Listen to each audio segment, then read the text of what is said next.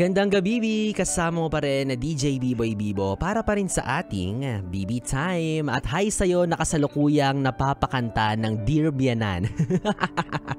Ang luma, no? Yung mga jejeman dyan, alam kong alam nyo yung kantang ano yung hayaan nyo po sana kami na magsalo at magsama sa pag-ibig magkatabi. Nais ko lang po ay ang basbas nyo sa aming dalawa. Magtiwala po kayo, kami makabuo ng pamilyang maligaya. Kabisado, alam na alam ni B-Boy Bibo. Oo, tandang-tanda ko yan kasi minsan ko rin yung kinanta sa nanay ng crush ko. Oo, ayun, sinumbong niya ako sa mama ko. Dear Bianan, di ba? Di ko nga alam yung meaning ng biyanan, hipag, manugang, bilas, bayaw, di ba? Hanggang sa ngayon, hindi ko alam kung ano yung mga pinagkaiba-iba niyan. Basta ang alam ko lang, in-laws yan. Well, anyways, ngayon naman ay makakarinig tayo ng testimonya. Naks, testimonya talaga. Ang lakas makagraduation. Kasi itong taong to, nakakausapin ko, alam kong minsan niya nang naranasan to. So alamin natin ano nga ba yung feeling and challenges na na-experience niya sa pagpapakilala ng jowa sa magulang or family niya. So ito, welcome natin ang kaibigan kong si Kelvin. Hello, Kelvin! Hello. Ay, ang lalim ng boses ni Kelvin, nakakakilig. Kelvin, magpakilala ka naman, taga saan ka ba? I'm from Taguig. Taguig. Ayan, sige, simulan na natin yung usapan natin, Kelvin, no? So, question lang. Alam ko naman na meron kang jowa. Ang tanong is, kayo pa ba ng jowa mo? Oo naman. Kayo pa rin. Yabang mo naman dun sa oo naman. Di ko na may jowa. Going strong. Going strong. Baka baka maganda yung gatas nito ni Calvin tsaka ng jowa. Dahil palakas ng palakas, patibay ng patibay. Speaking of yung pinag-uusapan natin ngayong Kelvin, napakilala mo na ba yung jowa mo sa parents mo? So actually, lately lang din. Recently lang? Recently lang. So ano yung mga preparation? Wait lang, ano ba? Pangunang jowa mo ba to na pinakilala mo sa parents mo? Actually, pang-unang. So una. So, andyan pa yung kaba, yung takot, yung pressure, diba? Pag ganyang first time. Dito pa, lalo na, medyo complicated yung situation, ganun. Complicated? Kaya bakit? Medyo, kasi we're same sex, ganun. Anong sex? Same gender. Okay, same gender. Kinabahan ako sa narinig ko. Same gender. So, parehas kayong guy. So, ano yung parang challenges na na-experience ninyo? Sa pagpapakilala mo, ha? Sa'yo pa lang, sa perspective mo. Sa part mo. Sa part ko, medyo mahirap. And kabado. Kasi nga, first time. And hindi ko alam kung ano yung magiging reaction nila, kung matutuwa sila or magagalit. And luckily, wala. Wala na. Result. Maganda. Hindi ikaw na talaga, Kelvin. Yabang ni Kelvin. Nakakainis. Ayan na nga. Since napakilala mo na pala, in spite of the challenges, in spite of the takot, the kaba, the nervyos, diba, the pangangatog, diba, nasurpass ninyong dalawa. So ano ba yung mga naging preparations mo or ninyo ng partner mo before ka tuloy ang magpakilala ng jowa sa parents mo? Ako, personally, naging preparation ko. Hindi ko binigla. Dinandahan ko. Sinimulan ko sa... sinimulan ko sa mga close friends ko. Masakit daw kasi pag binigla. Charot. Inuna mo yung mga yung mga closest talaga sa'yo. Oo, closest friends ko. Kasi syempre, medyo, ako, hesitate. Pa ako mag-up. Kumbaga kasi yung mga ganyan, di ba, yung mga friends natin, usually sila yung mga nagiging warm up natin. Di ba, kung ano yung magiging reaction nila, possible na yun din yung magiging reaction ng parents natin or ng mga relatives natin. Di ba? So nung pinakilala mo siya? Then yun. Then yun, nakakuha ko ng mga advices from some friends, ganyan na. And naisip ko din naman na sa side na welcome kami, ganun. So, parang hindi naman maganda kung yung ibabalik ko sa kanya ganun. Kaya, nag-decide din ako na lakasan yung loob ko na ipakilala din siya friends ko kahit hindi ko alam kung ano.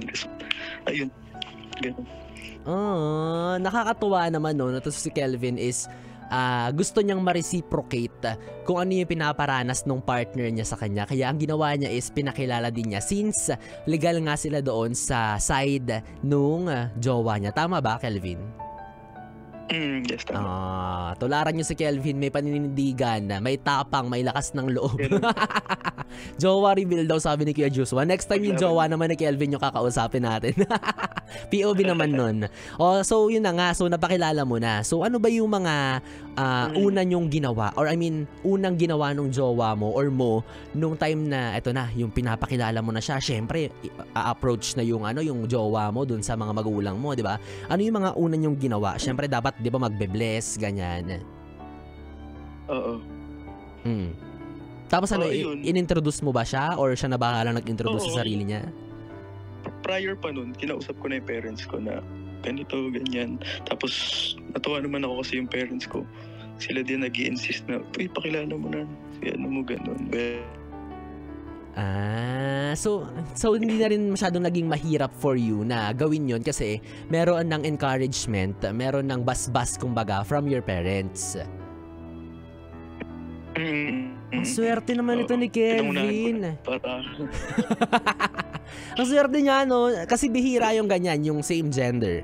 'Di ba na tapos first time na mag-come out, first time na magpakilala ng partner na wala silang idea na jowa mo same gender with you, ganyan, 'di ba? So, ang swerte niya, 'di ba, na maluwag na tinanggap. Well, marami rin naman for sure yung ganyang cases, no? Pero still, meron din mga hindi pa rin totally tanggap, hindi pa rin totally ini-embrace yung ganyang sitwasyon, ganyang relationship. But then, again, we're hoping na someday, 'di ba, maging maluwag na lahat, maging katanggap-tanggap na para sa lahat yung ganyang sitwasyon. Hindi lang para sa mga same gender, pati na rin doon para sa mga magjowang natatakot magpakilala ng jowa nila sa magulang nila kasi merong mga connotations na ganyan na huwag mong lalapitan yung anak ko kasi mabubuntis lang yan sa'yo, kilala ko yung alindog mo.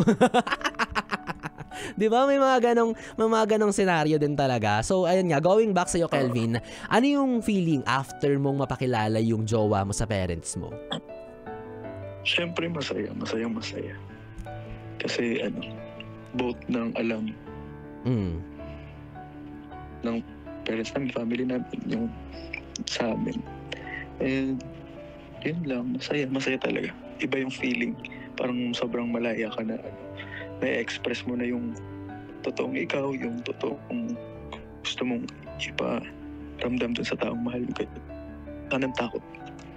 Correct. Ayun naman din talaga yung mahalaga, di ba? Wala na tayong pakialam sa sasabihin ng ibang tao na mga kakilala ninyo. For as long as okay sa parents ninyo, sa family ninyo, sa friends ninyo, and kayong dalawa, di ba? Yun na yun talaga yung pinakamahalaga. Yun na yung rurok. Di ba?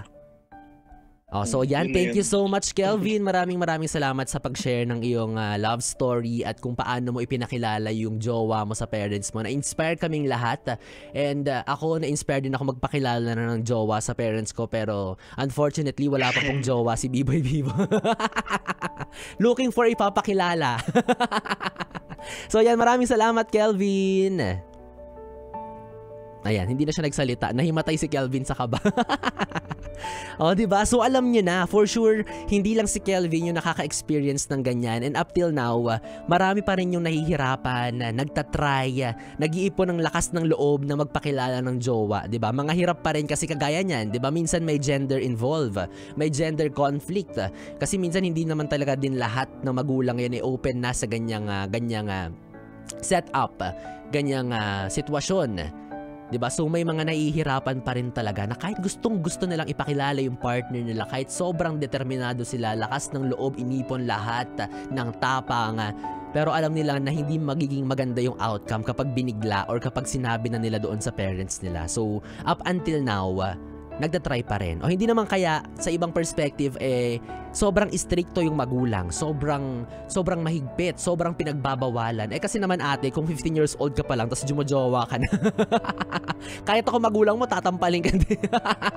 Kung nagpapakilala ka na ng kung sino-sino sa akin. But then, kung nasa tamang edad ka na tapos sobrang stricto pa rin yung parents mo and nagkakaroon ka pa rin ng hesitation na magpakilala ng partner, is yun yung isa sa mga malungkot, 'di ba, na pangyayari, na challenges na kinakaharap ng mga kagaya nitong si Kelvin. But then, kagaya nga niya is nasurpass niya yung ganong milestone sa relasyon nila ng jowa niya. So don't rush, 'di ba? Yun lang naman yung bottom line doon, 'di ba? Huwag kayong ma-pressure. Darating at darating din kayo sa point na 'yan, 'di ba? Kumbaga parang pag-aayos yan ng dokumento sa City Hall Sa inabahaba ng pila, sa dinami-dami ng matataray na employees. Pasasaan pat, 'di ba? Magiging legal din ang lahat. So enjoy nyo lang yung moments nyo together, lalo na kung alam nyo naman na wala kayong ginagawang masama or wala kayong naaapakan na iba, walang ibang namamaltrato or naagrabyado, naagrabyado yung relasyon ninyo, 'di ba? Go for it. Laban nyo lang, tuloy nyo lang 'yan. Kung masaya kayo diyan, push nyo lang 'yan, 'di ba? Love wins. Basta reminder ko lang sa iyo na kapag dumating na yung moment na ipapakilala ka na, yan, ayusin mo yung pagmumukha mo. Minsan kasi yung mukha mo talaga, mukha rin talagang siga mukhang maldita, ganyan. Mukhang nananampal pag napikon. Wag muna ha, kontrolin mo yan. Dapat i-ready mo yung meet the parents look mo. Dapat mahinahon lang yung kilay, hindi mataray, yan. Yung lipstick dapat hindi pulang-pula. Lip gloss lang dapat sapat na. Wag mong kabugin yung shade ni tita. Ayos mukha, kain damo. 'Di ba Kuya Joshua? Well, anyways, tatlong BB time. Ang dami na. 3 oras na BB time ang ating pinagsamahan. Ewan ko na lang kung nabitin ka pa dyan, pero pwede pa rin naman nating ituloy ang kwentuhan, harutan at lambingan sa aking social media platforms, sa Facebook, Instagram at TikTok. I-search at i-follow nyo lamang po DJ B-Boy, Bibo, DJ B-I-B-O-Y, B-I-B-O. Yung nakatabi mula alas 9 hanggang alas 12 para sa ating BB Time. Ako pa rin to, ang BB mo sa radyo, DJ B-Boy Bibo. Tuloy-tuloy ang pakikiminaw para lingaw dito pa rin sa stasyong huntahan ng mga young and fresh, ang 101.1. Yes, the best. Good night, BB. Mwah-mwah. Sleep well. Yes, the best.